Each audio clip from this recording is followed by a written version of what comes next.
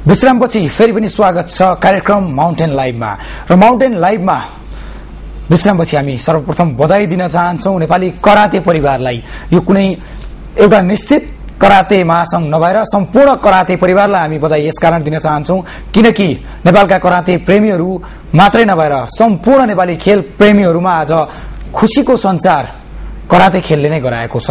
Karate खेल कि विमला तामाङले नेपाललाई महिला एकल काँटातर्फ दक्षिण कोरियाको इन्चोन शहरमा सम्पन्न एसियाली खेलकुदमा कांस्य पदक दिलाएपछि यस खेलका विवादहरू पनि गर्भमा रहेका यसका विवादहरू पनि चर्चामा आउन थालेका छन्, विस्फोटक रूपमा अगाडि आएका छन्। अब करातेलाई सरकारले गम्भीर रूपमा लिनुपर्ने अवस्था सिर्जना भएको छ। यसलाई चान्चुने खेलका रूपमा हेरेर हुँदैन किनभने जतिसुकै विवाद निम्तिए पनि पदक दिलाउन सक्ने नेपाली टोलीलाई पदक दिलाउन सक्ने हैसियत राख्ने खेल कराते रहेछ भन्ने पुष्टि भइसकेको छ।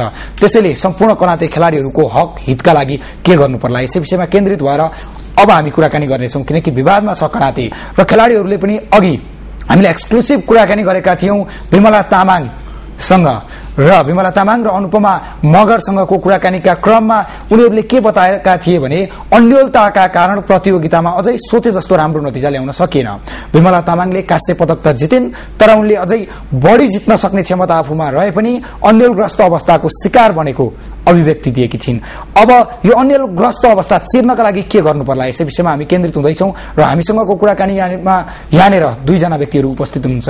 यहाँनिर हामीसँग हुनुहुन्छ अन्तर्राष्ट्रिय मान्यता प्राप्त नेपाल कराते महासंघका अध्यक्ष पुरेन्द्र विक्रम लाखे र अर्को एकजना हुनुहुन्छ रेशम लामा जो राष्ट्रिय खेलकुद परिषदका सदस्य हुनुहुन्छ र राष्ट्रिय खेलकुद परिषदले नै विघटन गरेको थियो पुरेन्द्र विक्रम लाखे अध्यक्ष रहेको नेपाल कराते महासंघलाई। त्यसैता यो राष्ट्रिय र अन्तर्राष्ट्रिय दुईवटा ट्याग झुन्ड्याउनु पर्ने अवस्था आएको छ नेपाली कराते सामु जसका कारण नेपाली कराते अन्योलग्रस्त अवस्थामा पुगेको छ।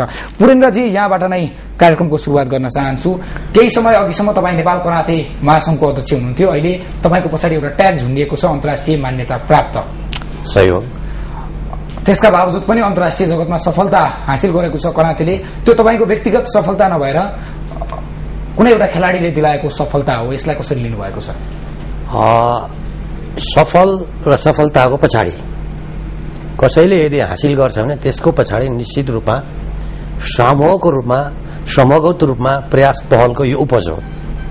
यसमा कराते महासंघले आफ्नो जिम्मेवारी कर्तव्य र दायित्व निर्वाह मात्र गर्ने हो र एउटा खेलाडीले आफ्नो आफूभित्र रहेको असीमित क्षमतालाई प्रदर्शन गरेर आएको यो पदक जुन छ वास्तवमा नेपालमा विवादमा रहेको कराते भनेर सबैले भन्न रुचाउँछन्। म विवादमा छ भन्न रुचाउँदिनँ। यो विवादै होइन, यसलाई विवाद बनाइयो को बीचमा पनि हामी नेपालको लागि एक मात्र पदक ल्याउन सफल भएको छ। म भन्ने गर्थेँ अरू खेलहरू राष्ट्रिय रेकर्ड तोड्न अन्तर्राष्ट्रिय रेकर्ड राखेँ भन्नको लागि जान्छ, करोडौं रुपियाँ लगानी गरेर हामी करातेको चाहिँ पदक जित्नलाई जान्छौँ र पदक लिएर आउँछौँ भने मैले त्यहाँ पनि भनेको थिएँ, भने अनुसार पदक आइयो पनि। तपाईँ यसलाई विवादै होइन भन्नुहुन्छ पहिलो कुरा, त्यसमा मलाई अलिकति आश्चर्य लाग्यो। ल दोस्रो कुरा तपाईँलाई सोध्न चाहन्छु, जस्तो मैले देखेको चाहिँ नेपालमा एन्फाको विवाद राखेपले हेर्न नसक्ने, त्यसका लागि लेखा समितिले कारवाही गर्नुपर्ने, क्रिकेटको विवाद विशेष अदालतले हेर्नुपर्ने, राखेपले हेर्न नसक्ने, त्यही संघभित्रकै पदाधिकारीहरूले गरेर चाहिँ उजुरी गर्दाखेरि पनि। तर तपाईँहरूको कराते जुन नेपाललाई पदक दिलाउने खेल अहिलेसम्म सर्वाधिक धेरै पदक दिलाउने खेल मध्ये कराते पनि पर्छ। कराते खेललाई चाहिँ एकैछिनमा राखेपले चाह्यो भने आजको आज धरापमा पारिदिन सक्ने रहेछ, खेलाडीहरूलाई तितर बितर बनाइदिन सक्ने रहेछ। यसको अर्थ त के गयो भन्दा समग्रमा तपाईँहरू कराते क्षेत्रमा लाग्ने मान्छेहरू कमजोर हो कि भन्ने पो गयो त। यहाँको प्रश्न यदि यहाँनिर हो भने where there is problem there is solution also as well there is reason also. त जहाँ समस्या छ त्यहाँ कारण हुन्छ र कारण पत्ता लगाएपछि उपाय पनि आफै आउँछ। म हरेक पटक भन्ने गर्थेँ यो समस्याको जड भनेको हिजो म आफूले पनि पटक पटक गरी करिब 2-3 महिना कार्यवाहक सदस्य सचिव चलाएर आएको ठाउँ हो र शरदचन्द्र शाहको कालीनको जे रुल एन्ड रेगुलेसन छ अहिले पनि जतिसुकै प्रजातन्त्र गणतन्त्रको कुरा गरे तापनि त्यहाँ पुग्ने नेताहरूले त्यसलाई फेर्न चाहिएका छैन र चाहिरहेका छैन। किन? असीमित क्षमता शक्ति उसमा हुन्छ, त्यो क्षमता गुमाउन चाहिरहेको छैन कसैले, को कारणले यो सबै समस्या सिर्जित भइरहेको हो। यो किन म अन्तर्राष्ट्रियको ट्याग मलाई लाग्यो भन्दाखेरिमा यो समस्या उब्जिनुको पछाडि कारण के हो भन्दा हाम्रो कराते महासंघमा विधानै थिएन। विधानविहीन अवस्थामा भूतपूर्व अध्यक्ष शरद सिंह भण्डारी, महासचिव स्वयं दावा गुरुङका टिमले चलाएको थियो र देशमा प्रजातन्त्र बहाली पछाडि हामीले महासंघ सम्हाल्यौं र त्यहाँ सबै कुरा खोज्दाखेरि केही पनि छैन। नभएपछि विधान बनाउने काम गर्यौं, विधान बनायौं र विधान बनिसके पछाडि चुनाव गर्नुपर्छ। अब चुनाव बिना चुनावको दोस्रो विकल्प छैन भनेपछि हामीले हरिबाबु चौधरी सदस्य सचिव हुँदाखेरि हामीले उहाँलाई हामी चुनाव गर्छौं, हामीलाई 6 महिनाको टाइम दिनुस् भनेर उहाँलाई हामीले निवेदन दियौं। निवेदन दिइसके पछाडि ओके गो हेड भन्ने कुरा भयो र हामी त्यही अनुसार काम गर्दै थियौं। देशको राजनीतिक परिवर्तन सँगसँगै यहाँहरु सबैलाई थाहा छ, जग जाहेर छ, सदस्य सचिव पनि त्यहाँ परिवर्तन हुने गर्छ र परिवर्तन भएर जो सदस्य सचिव भएर आउनुभयो हामी असाध्यै उत्साहित थियौं, हामी खुशी थियौं र हामीमा थप ऊर्जा आएको हामीलाई महसुस भएको थियो। किनकि उहाँ भलै 22 वर्ष पछाडि रङशाला आउनुभयो तर करातेको मान्छे त हो नि युवराज लामा। 22 वर्ष ग्याप पछाडि आउनु भएको है, आउनु फेरि रङशालामा फेरि खेलकुदको रूपमा हेर्नलाई पदाधिकारी भएर कुनै खेल वा प्रशिक्षक भएर हैन, खेल पदाधिकारी भएर आउनु हामी खुसी थियौं। स्वयं व्यक्तिगत रूपमा मैले उहाँलाई भेटेर शुभकामना दिएँ, कार्यकाल पूर्ण रूपमा सफलताको शुभकामना प्लस यहाँ आउनु भएपछि हामी उत्साहित भएका छौं। खास गरी तपाईले सबै खेललाई हेर्नु पर्दाको बीचमा पनि करातेको फिल्डबाट हजुरलाई यो खेलको पहिचान बनाइदिएको हुनाले करातेलाई चाहिँ विशेष अब तपाईले हेर्नुहुन्छ होला भने हामीलाई विश्वास छ, आशा छ, भरोसा छ भनेर शुभकामना दिएर फर्किए। पहिलो बैठकमा दोस्रो पटक उहाँले बोलाउनु भयो, म गएँ र उहाँले पुरेन्द्र मलाई अलिकति अप्ठ्यारो भयो, तिमीले कराते छोड्नु पर्ला भन्ने खालको कुरा गर्नुभयो। मैले उहाँलाई नि त्यही बेलामा प्रश्नसँग भनेको थिएँ, करातेको यो महासंघको पद मैले जन्मिँदै लिएर आएको पनि होइन, मैले मरेर सँगै लिएर जाने पनि होइन। कार्यको आधारमा मलाई यो अहिले जिम्मेवारी आएको छ र त्यो जिम्मेवारी म भूमिका निर्वाह गरिरहेको मात्रै हो। त मैले निर्वाह गरिरहँदाखेरि म डेमोक्रेटलाई विश्वास गर्ने मान्छे, मैले चुनाव गर्छु भनेर मैले यहाँ निवेदन दिएको छु। तपाईले माइनेट पल्टाएर हेर्नुस्, त्यहाँ मेरो सबै निवेदन छ। अब तपाईँ आउनु भएको छ, मेरो समय 4 महिना बाँकी छ, यो 4 महिनाभित्र म चुनाव गर्छु र चुनाव मलाई गर्नु दिनुस् भन्दाखेरि ए है भन्नुभयो। दोस्रो पटक उहाँले फेरि मलाई बिदा दिनुभयो। तेस्रो पटक फेरि बोलाउनु भयो, मलाई एकदम गाह्रो अप्ठ्यारो भयो, पुरेन्द्र छोडिदिनुहोस् भन्यो। अनि मैले त्यो बेला उहाँको बडी ल्याङ्ग्वेजलाई के थाहा पाएँ भने अब उहाँले मलाई जसरी पनि निकाल्दैछ भन्ने कुरा मैले बुझेँ। अनि मैले प्रष्ट भाषामा भने हेर्नुहोस् दाइ, तपाईसँग यस्तो असीमित शक्ति र पावर छ, त्यसले तपाईँले चाहँदाखेरि प्रयोग गर्दा म जस्तो मान्छेलाई यसो गरेर जहाँ पनि पुर्याइदिन सक्छ। किन मैले पनि यहाँ हिजो बसेर काम गरेको ठाउँ हो, मलाई थाहा छ कति शक्ति छ भन्ने कुरा, असीमित शक्ति छ भन्ने कुरा मलाई थाहा छ। तर तपाईँले निकालिरहँदाखेरि मैले मलाई नै चाहिन्छ, मलाई राख्नुहोस् त भनिरहेको छैन। मैले जहाँ विधान थिएन विधान बनाएँ, कमसेकम मलाई चुनाव गर्न दिनुहोस्।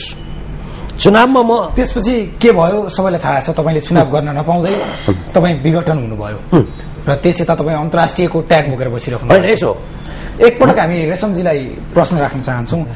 उहाँले जे भन्दै हुनुहुन्छ, तपाईँ पनि राष्ट्रिय खेलकुद परिषदमा सदस्य हुनुहुन्छ, कराते प्रेमी हुनुहुन्छ, करातेको रेफरी हुनुहुन्छ, प्रशिक्षक हुनुहुन्छ, करातेमा लामो समय भिज्नु भएको छ। पुरेन्द्रजीले जे कुरा गर्दै हुनुहुन्छ कि साँचो कुरा गर्दै हुनुहुन्छ? यसमा मैले भन्नुपर्दा अहिले युवराजजी चाहिँ अहिले सदस्य सचिव हुनुहुन्छ। उहाँ सदस्य सचिव हुनुभन्दा 4 दिन अगाडि उहाँसँग मेरो दरबार मार्गमा भेट भएको थियो। कुनै कुरामा हामीले चाहिँ करातेको विषयमा कुरा निकाल्दाखेरि रेशम भाइ म सदस्य भएर आउँछु, करातेमा के गर्दाखेरि ठिक हुन्छ भन्दाखेरि अहिले जे छ त्यसले निरन्तरता दिने हो दाइ, त्यसमा केही दायाँमाइ गर्नु पर्यो भने सल्लाह गर्नुपर्छ है भन्दा पुरानोलाई राख्ने र भन्नुभएको थियो। र पुरानो नराख्ने भए को राख्ने त भन्दा मैले दावालाई सोचिरहेको छु भनेर भन्नुभएको थियो। दावा चाहिँ नयाँ हो त भनेर मैले प्रश्न गरेको थिएँ यो करातेको विषयमा चाहिँ। त्यसपछि लगभग त्यसको 4 दिन पछाडि उहाँ सदस्य भएर आउनुभयो। त्यसमा समयवश अब उहाँको समर्थक भनौँ, उहाँहरू अरू चाहिँ स्वागत गर्न पुगेछ। तर म चाहिँ मन्त्रालयमै भएको हुनाले म चाहिँ पुग्न अलिक भ्याएन भनौँ न। त्यसपछि उहाँले चाहिँ के भयो भन्दा करातेको सर्वेसर्वा मै हुँ, मैले गरेपछि सबै थोक हुन्छ भन्ने किसिमको एक किसिमको दम्म चाहिँ उहाँमा थियो सदस्य सचिव हुनुभन्दा पहिला नै। जस्तै पुरेन्द्र गुरुले जे भन्नुभयो त्यसमा लगभग केही चाहिँ सत्यता हो। यो सबैमा चाहिँ मेरो सहमति चाहिँ छैन। किन भन्दाखेरि करातेको उहाँको र युवराज लामाजीको बीचमा के कुरा भयो भन्ने कुरा तपाईँलाई पनि थाहा त्यो चाहिँ मलाई थाहा छैन, मलाई पनि थाहा हुने कुरा पनि हो। व्यक्तिगत उहाँहरूको कुरा पर्यो, उहाँहरूसँग पनि हामी कुराकानी गरौँला दुवै पक्षसँग। यसरी विघटन भयो, तपाईँ यो विघटन भएको कुरालाई चाहिँ मान्न तयार हुनुहुन्न? यसलाई विघटन होइन, जबरजस्ती नै हो नि। हो त विघटन भए त मेरो अस्तित्व सिद्धिँदैन, म त सिद्धिनु पर्ने हो नि। अब के छ त, तपाईँले पनि मेरो अस्तित्व छ भन्दै हिँड्ने, राष्ट्रिय मान्यता प्राप्त नेपाल कराते महासंघले नि मेरो अस्तित्व छ भन्दै हिँड्ने, अनि प्रत्येक एसियाडमा चाहिँ यसै गरी दुई हुल खेलाडी छिराउने, एउटाले जित्दा अर्को दुखी हुने, अर्कोले जित्दा अर्को दुखी हुने अवस्था निम्त्याउने, या एक भएर जानलाई के गर्नु पर्ला? त्यसकारण मैले जहिले पनि भन्नु गरेको शब्द एउटा छ, पूर्व मेचीदेखि पश्चिम महाकालीसम्म जहाँ सूर्य उदाउनु बित्तिकै पुग्दैन त्यहाँ कराते छ। यो नेपालको लागि प्रचुर सम्भावना बोकेको खेल र नेपालमा राष्ट्रिय खेलको छैन किटानी, कोहीले बाघचाल, कहिले बुद्धिचाल, कोहीले के भन्छ। एउटा यही कराते खेल हो जसलाई राष्ट्रिय खेलको रूपमा विकास र विस्तार गरेर यसलाई एउटा पहिचान बनाउन सकिन्छ भन्ने मेरो तर्क छ। अहिले हामीसँग समय नभएको हुनाले किन नै कराते नै राष्ट्रिय खेल भन्ने कुरा म कुनै बेला यसै बहस गर्नु पर्ने बहस गरौँला। त यो करातेलाई जसरी अब विखण्डन गर्ने काम गर्यो भने त्यो निरन्तर मैले भने के गरिरहेको छु भने कराते अहिले कन्स्ट्रक्टिभ वेमा छैन, डिस्ट्रक्टिभ वेमा गइरहेको छ।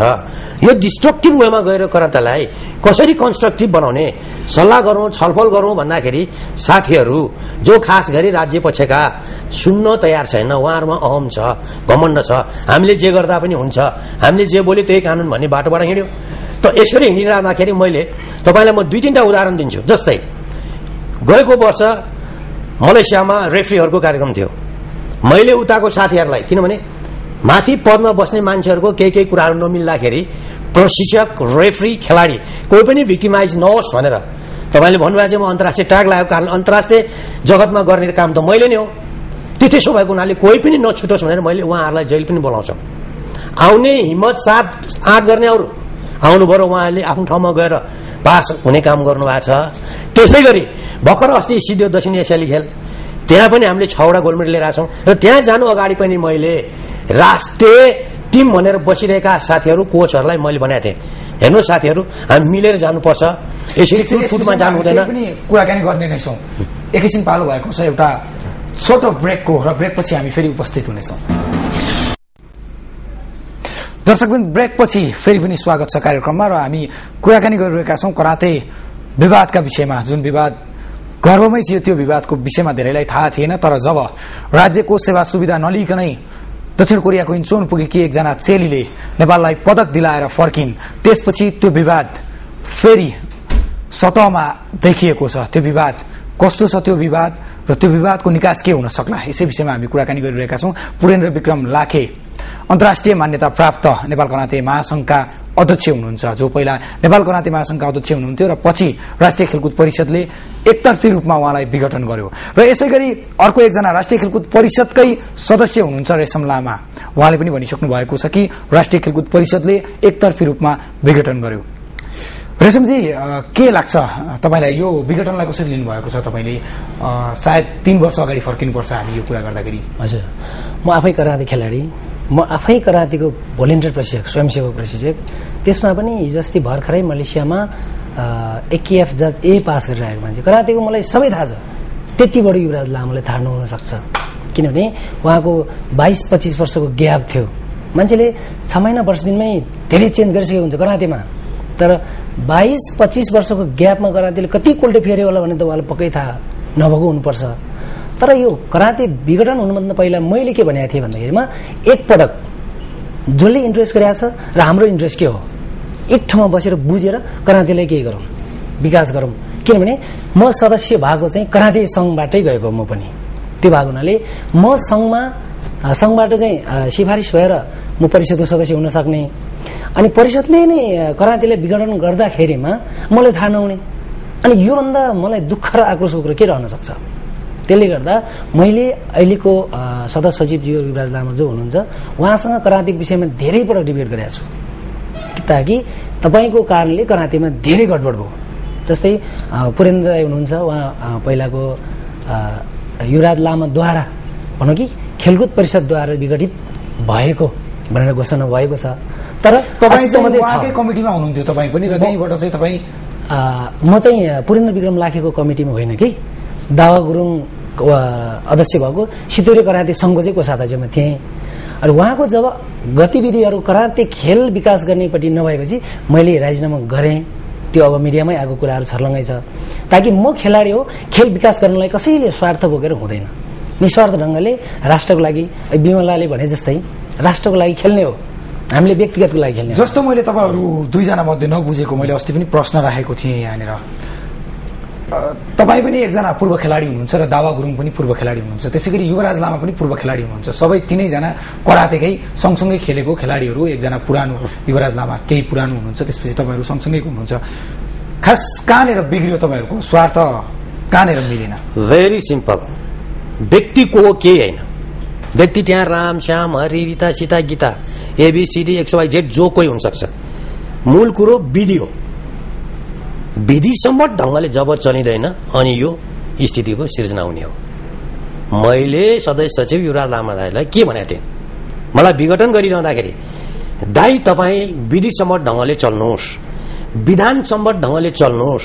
विधि र विधानसम्म ढङ्गले चल्नु भएन र यहाँमा रहेको असीमित शक्तिलाई प्रयोग गरेर मलाई बर्खास्त गरिन्छ भने गरेकै समयदेखि करातेमा विडम्बना सुरु हुन्छ है।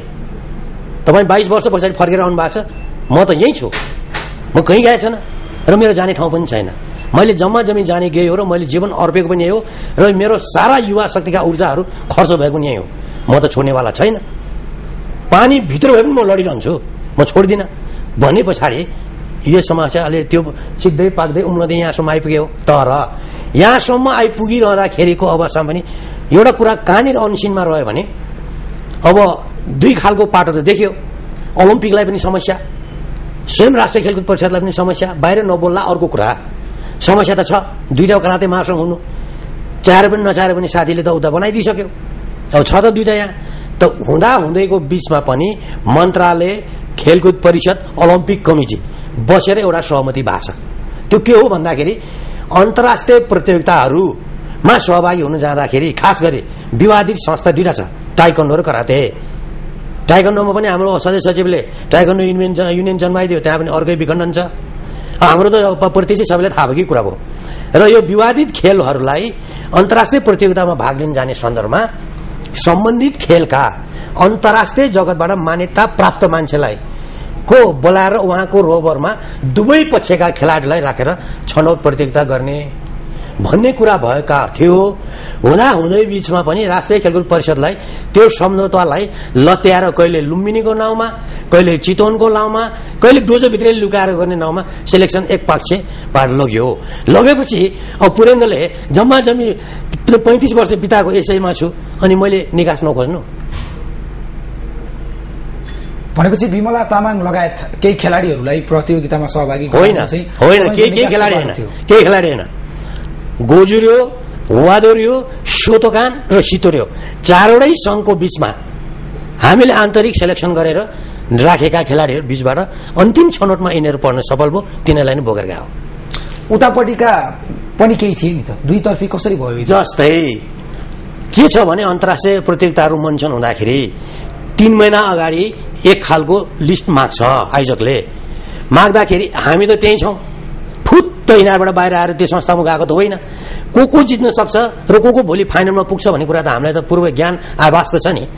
त्यसको आधारमा मैले नामहरू पठाएका हो र अहिले गएका जुन राष्ट्रिय टिम नै भने तापनि गएका ती नामभित्रकै खेलाडी हो, बाहिरको कोही पनि परेको छैन। तत्त नाम जो 21 जना मैले सुरुमै पठाएको थिएँ तिनै नामभित्रबाट गएको हो। यहाँले भन्नु खोजेको कुरा के हुन सक्छ भने त्यहाँभित्र रहेका पनि खेलाडी र तपाईँहरूसँग रहेका पनि खेलाडी त पर्यो नि भन्ने कुरा होला। परेकै हो, किनभने दिवस रसले हिम्मत आँट गर्यो, साहस गर्यो, ऊ लड्न आयो र दक्षिण एसियालीमा मेडल लिएर आयो। अरूले आँट गरेन, अरू आएन, उनीहरू ब्याक पर्यो। हामीले अवसर त नदिएका होइन नि। जस्तै अब करातेमा मेडल यदि नआएको भए यो कुरा यसरी आउँदैन थियो। भित्र पाकेर कतिखेर कुन ठाउँमा गएर विस्फोट हुन्थ्यो। तर अहिले त छताछुल्लो भयो। मैले नेतृत्व गरेको टिम, खास गरी ओलम्पिक कमिटीसँग सहकार्य गरे गएको टिमले मेडल ल्यायो। त्यसपछि नै यो कुरा आउनु थाल्यो हो। त यो कुरा जन्मिनुको पछाडि मैले किन जन्मियो भन्दाखेरि समस्या त बनिहालेँ। अब यसलाई एड्रेस गर्नुको लागि सबैले आफ्नो अहमलाई छोड्नु पर्यो कि करातेलाई यदि साँच्चै एक मना एक ढिका बनाएर यो राष्ट्रले सदैव परिणाम खोज्ने हो भने होइन, अब मेरै गोरुको बारी टक्का भन्ने हो भने बारी टक्का त देख्यो नि, राज्यले करोडौं लगानी गरेको छ, मेरो त सुन्ने छ नि त।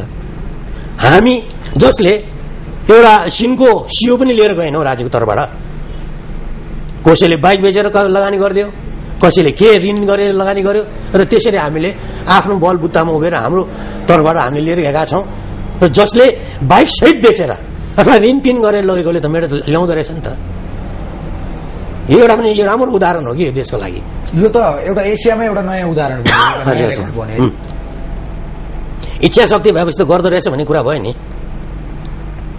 पुरेन्द्रमा यदि त्यो इच्छा शक्ति नहुँदो हो त र निरन्तर मैले यसमै आँखा खोल्ने भन्ने मेरो अन्तर्मनदेखि नबोलेको हो भने म पनि त भागेर हिँड्न सक्थेँ। भविष्यमा विमला तामाङ जस्ता अरू प्रतिभाहरू जन्माउनका लागि तपाईँहरूले आफ्नो हट त्याग्नु जरुरी छ। चाहे म राष्ट्रिय मान्यताको नाममा तपाईँ बसिराख्नुहोस्, चाहे राष्ट्रिय मान्यताको नाममा यो हटै होइन के। मैले विधिको कुरा गरिरहेको छु बार बार। सबै साथीहरू विधिसम्म ढङ्गले चल्ने आँट साहस गर्नु पर्यो। म तयार छु, विधि र विधानसम्म ढङ्गले चल्न म तयार छु। विधि मान्दिन, विधानसम्म ढङ्गले चल्दिन, राज्य पक्ष म कहाँ छ, त्यसकारण मैले गरेकै सबै ठिक भन्न थाल्यो नि त। बिन्दु कहाँ त? विधिलाई नै मान्दिन भनेपछि कसको के लाग्छ? केही लाग्छ? लाग्दैन नि। जस्तो तपाईँहरूलाई जति बेला कारबाही गरियो, तपाईँमाहरूमाथि विघटन गरियो, त्यति बेला केही आरोपहरू लगाइएको थियो, ब्ल्याक बेल्ट बेचेको। मलाई के अचम्म लाग्यो भने मैले सदस्य सचिवलाई भेटेर भनेको थिएँ, यसलाई राम्रोसँग तपाईँले प्रसारण गरिदिनु होला। मैले के भनिदिएँ भने पुरेन्द्र लाखेले यदि ब्ल्याक बेल्ट बेचेको हो भने प्रधानमन्त्री तपाईँको, गृहमन्त्री तपाईँको, सारा पुलिस आर्मी तपाईँको पछाडि छ, राज्यको कानुन तपाईँसँग छ, तपाईँ स्वयं सदस्य सचिव। मान्छेलाई चरित्र हत्या यो मिडियाबाजी किन गर्नुहुन्छ? मलाई समाउनुहोस्, तुन्नुहोस्, प्रमाणित गर्नुहोस्। होइन भने चरित्र हत्या गर्न पाइँदैन है। इतिहासमा क्रान्ति महासंघले कहीँ चुनाव गर्दै हिँड्छ? कल्पित कुरा गरेर अनि ब्ल्याक बेल्ट बेच्दै भन्नु पाइन्छ? यदि पुरेन्द्रले साँच्चै बेचेर लाखौं करोडौं कमाएको हो भने अहिले म तपाईँसँग यसरी कुरा गर्ने मेरो नैतिकताले दिन्छ? दिँदैन नि, होइन? भन्न त पाइन्छ जसलाई जे पनि, तर सत्यलाई लुकाएर तथ्यलाई रोल्नु पाउँदैन कि। यो सत्य तथ्यका सम्बन्धमा हारेसम्झेको टिप्पणी के छ? यस्तो रहेछ, यो मन नपरेपछि र बेमत भएपछि, विमति भएपछि जसले जे पनि भन्ने छुट रहेछ नेपालमा त्यही देखियो। अब खास त हामी आफू खेलाडी उत्पादन गर्ने हामी हो नि त। त्यो ग्रेडिङ गर्नेको पनि एउटा तह हुन्छ, लेभल हुन्छ। कुन खेलाडीलाई ब्ल्याक बेल्ट दिने, कुन खेलाडीलाई ब्ल्याक बेल्टसम्म पुर्याउँदाखेरि व्हाइट बेल्टदेखि ब्राउन बेल्टसम्मको स्टेप कति चरण पार गर्ने भन्ने एउटा सिस्टम हुन्छ। त्यसमा जस्तै म गुरु हो, म एउटा डोजोको प्रमुख प्रशिक्षक भएँ, मैले सिफारिस गरेको खेलाडी तब ब्ल्याक बेल्टको लागि संघले चाहिँ आयोजना गरेको त्यो डिप्लोमाको जुन ग्रेडिङ हुन्छ त्यहाँ पुग्छ।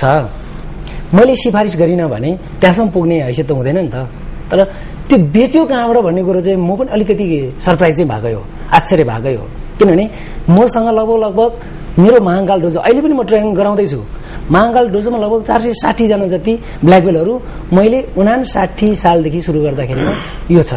मेरो यो 7औं डोजो हो महाकाल डोजो भनेको।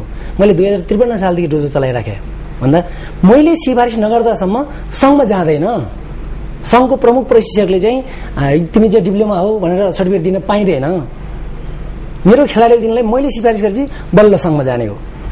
जस्तै म प्रशिक्षकै होइन, म अर्कै खालको मान्छे हो भने मैले जे भन्दा नि हो नि त। त्यसले गर्दा यो ब्ल्याक बेल्ट बेचेको कुरामा चाहिँ म सहमति छैन, किनभने म आफै प्रशिक्षक हो। मसँग अहिले लगभग 60-70 जना राष्ट्रिय रेफ्रीहरू छ मेरो चेलाहरू। तिनीहरूले पोखरासम्म 2008मा पोखरासम्ममा पुग्दाखेरि मेरो 60-70 जना राष्ट्रिय रेफ्रीहरू भएको छ। हिजो अस्ति मात्र पनि मैले एउटा सेमिनार राखेँ। त्यो गुरुले जुन डोजो प्रमुख हुन्छ, डोजो प्रमुखले सिफारिस नगर्दासम्म ब्ल्याक बेल्ट लिन पाइँदैन। त्यो डोजो प्रमुखसँग चाहिँ सोध्नु पर्यो नि यो कुराहरू त भन्ने चाहिँ मेरो एउटा प्रश्न मेरो यो। अर्को कुरो के भने सङ्घ महासङ्घ भन्ने कुरो अझ माथि कुरा हो क्या। त्यसले गर्दा मलाई लाग्छ यो बेचेको चाहिँ म सहमति छैन। पुरेन्द्रजी एउटा प्रश्न राखौँ यहाँलाई फेरि पनि। जस्तो म एकजना कराते खेलले नेपालमा केही गर्न सक्छ सम्भावना बोकेको छ भनेर अध्ययन गरिरहेको मान्छे हुँ। मलाई लाग्छ कराते खेलाडीहरूले राम्रो अवसर पाए भनेदेखि केही गर्न सक्छन् र म खुसी पनि हुन्छु जति बेला कराते खेलले सफलता हासिल गरेको हुन्छ जस्तो यसपटक हासिल गरेको छ। म जस्ता व्यक्तिहरूले के चाहने रहेछन् भन्दाखेरि मिलेर अघि बढेर खेलाडीहरूले राम्रोसँगले प्रदर्शन गर्न पाउन्, खेलाडीहरूमा कुनै अन्यलता नहोस्। जसरी मानसिक रूपमा यसपटक कमजोर भएर गयो नेपाली टोली त्यस्तो नहोस्, खेलाडीहरू दुई गुटमा विभाजित हुनु नपरोस् भन्ने कुराहरू सोच्दो रहेछ। म जस्तो एकजना कराते प्रति सद्भाव राख्ने मान्छेहरूका लागि म जस्ता कयौं मान्छेहरू छन् देशभरि जो आफ्नो क्षेत्र र तहबाट करातेलाई चाहिँ प्रवर्धन गर्न लागेको हुन्छन्। त्यस्ता मान्छेहरूका लागि के भन्न चाहनुहुन्छ तपाईँ? म वास्तवमा तपाईँ र तपाईँ जस्तो जसले कराते खेल नै एक मात्र त्यस्तो खेल हो जसले भोलि राष्ट्रलाई रहेको यो पहिचानलाई अझ थप पहिचान र उजागर गर्न सम्भावित खेल भनेर जुन सराहना हामीप्रति राखिदिनु भएको छ, म तपाईँ लगायत तपाईँ जस्तै अन्य शुभचिन्तकहरूलाई धन्यवाद दिन्छु र त्यो शुभेच्छा सदैव कायम रहोस् भन्ने म अपेक्षा गर्छु। त अब शुभेच्छुकहरूलाई हामीले हतोत्साही गर्ने काम निश्चित रूपमा गर्नु हुँदैन र त्यो हाम्रो लागि सुपाचे हुन सक्दैन। सुपाचे हुन सक्दैन भनिरहँदाखेरि अब यसको उपाय के त? कुराको लागि कुरा गरेर त भएन, किनभने हामीलाई त परिणाम चाहियो। परिणाम के हो भन्दाखेरि अहिले यो मेडल हो। त यो मेडल लिँदाखेरि पनि यहाँले उठाएको कुरा छ खेलाडीको बीचमा पनि एक खालको आत्मबल गिरेको अवस्था पाइयो। त्यो उच्च आत्मबलका साथ गएर कसरी मेडल ल्याउने भन्ने कुराको सन्दर्भमा फेरि पनि मेरो कुरा उही हो। के हो भन्दाखेरि जुन सोच विचार र चिन्तनका आधारमा कराते महासंघलाई विघटन गरियो, लाखौं करोडौं भ्रष्टाचार भयो भनेर रिपोर्ट परिरहेको फुटबल चलाउन नसक्ने राष्ट्रिय खेलकुद परिषद, खेलाडीले आगो बालेर क्रिकेटका खेलाडी त्यत्रो गर्दाखेरि चुप लाएर बस्ने परिषद कराते महासंघलाई किन चलायो? म बडा अचम्म छु कि यसको पछाडि कतै यो भित्र षड्यन्त्र त छैन कहीँ करातेलाई तस नसै गरौं भनेर समित जिम्मेवारी निकायबाट? यदि त्यसो नहुँदो हो त यो दिन किन ल्याउनु पर्यो? बडा गम्भीर कुरा छ यो। उसमा जुन खेलमा त्यत्रो आर्थिक अपचलनदेखि लिएर अनेकन कुरा लिएर खेलाडीले आन्दोलन गरिरहेछ, फुटबलमा त्यत्रो घटना छ, क्रिकेटमा त्यत्रो घटना छ, आँखा त्यहाँ नपुग्ने, करातेमा जहाँ केही छैन त्यही आँखा पुग्यो र यसलाई भताभुङ तस नस गरियो। र जिम्मेवार निकायले यो करातेलाई कहीँ रसातलमा त पुर्याउनु खोजे होइन।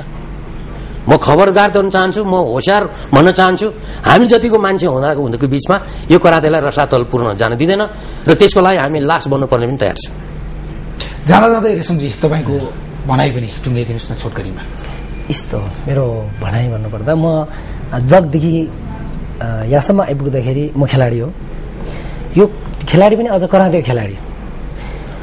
राज्यले लगानी गरेको छ लगभग 1,29 लाख भन्दा बढी लगानी भएको छ। म करातेकै तर्फबाट परिषदको सदस्य हुँदा पनि मलाई केही जानकारी छैन यहाँसम्म आइपुग्दा।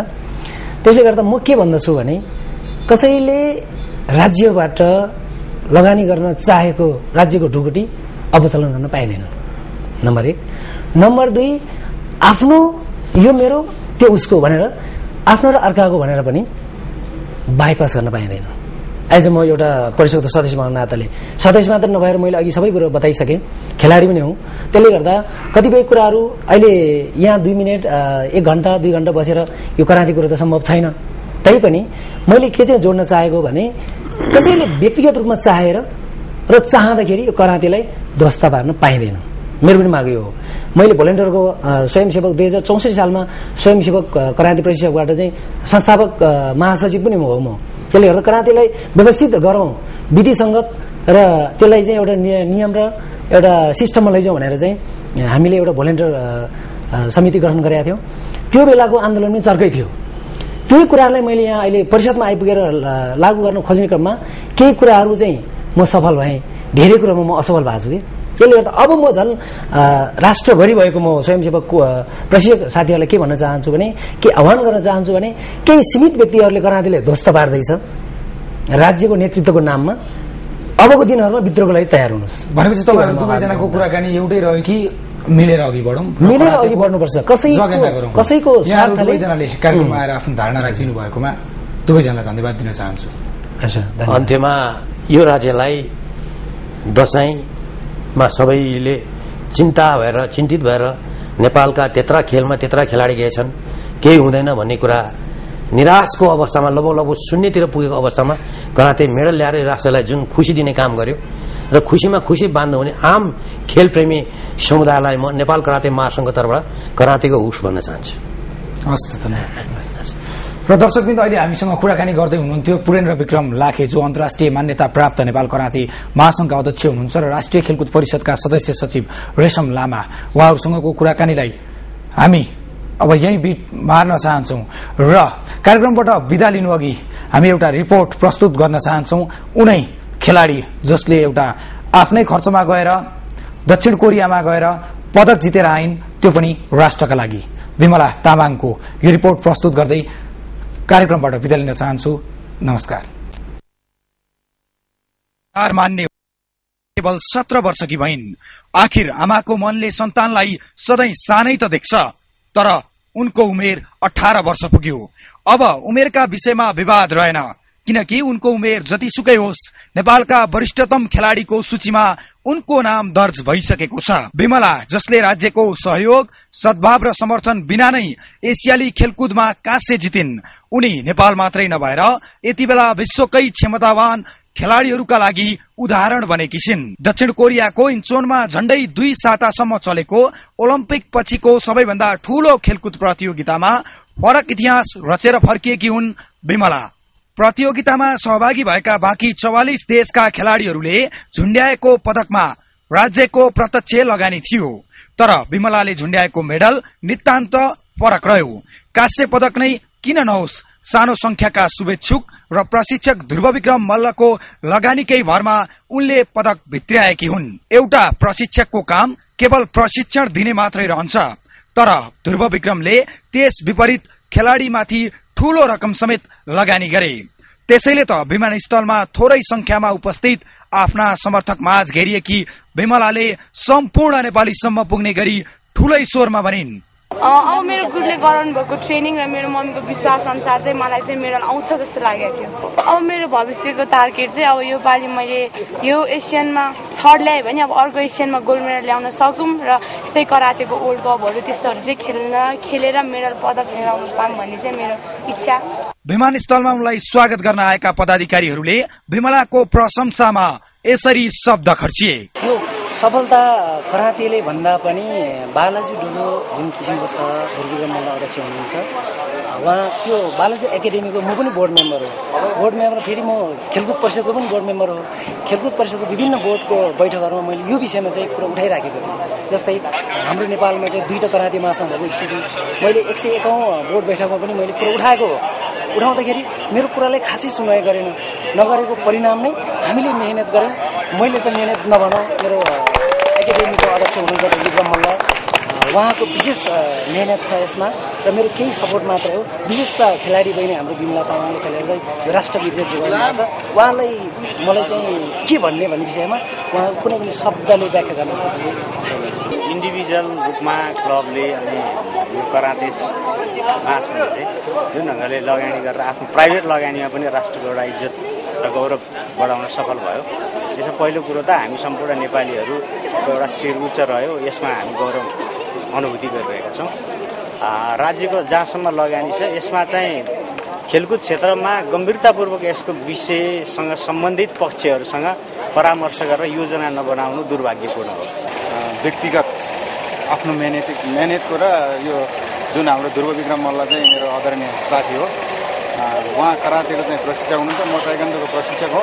तर यति हामीले आशा गरेको जुन खेलाडीबाट हामीले चाहिँ जुन राज्यले लगानी गरेको खेलाडीबाट कुनै पनि पदक जित्न सफल भएन। जुन आफ्नो लगानीमा जुन आफ्नो व्यक्तिगत लगानीमा जुन गएर चाहिँ राष्ट्रको लागि चाहिँ एउटा ठुलो उपलब्ध चाहिँ हासिल गर्नुभएको छ। सबभन्दा खुसी भनेको त्यही। हामी अब अहिलेसम्म नेपाली खेलाडीहरू कसैले गर्न नसकेको त्यो हाम्रो विमलाले गरिदिएको छ होइन। यो सब गर्नुको कारण त्यो हाम्रो ध्रुव गुरुले गरेर होइन।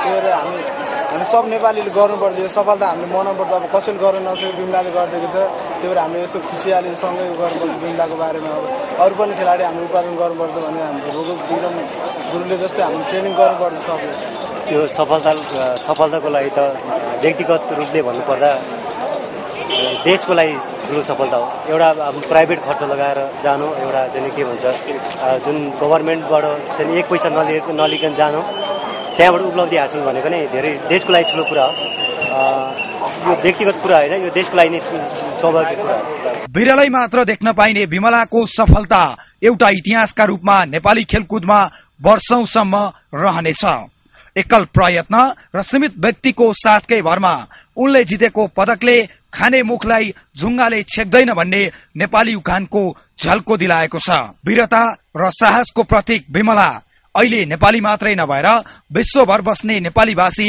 गोर्खामाझ नायक बनेकी छिन्।